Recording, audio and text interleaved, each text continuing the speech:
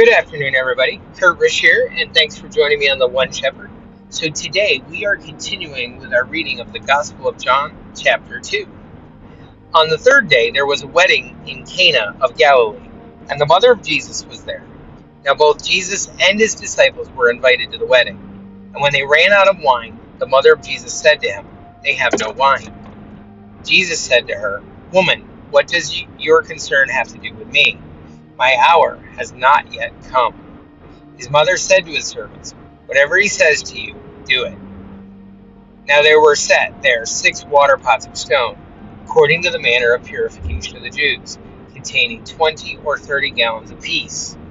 Jesus said to them, "Fill the water pots with water." And they filled them up to the brim. And he said to them, "Draw some out now, and take it to the master of the feast." And they took it.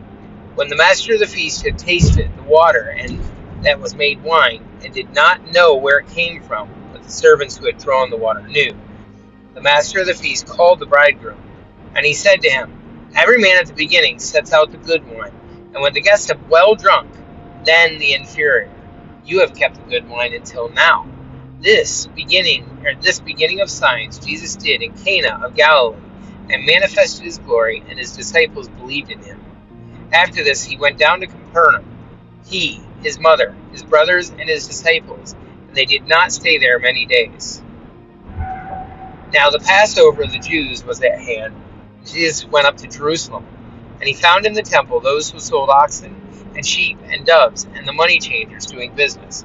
When he had made a whip of cords, he drove them all out of the temple, with the sheep and the oxen, and poured out the changers' money, and overturned the tables. And he said to those who sold doves, "Take these things away. Do not make my Father's house a house of merchandise." Then his disciples remembered that it was written, "Zeal for your house has eaten me up." So the Jews answered and said to him, "What sign do you show us, since you do these things?"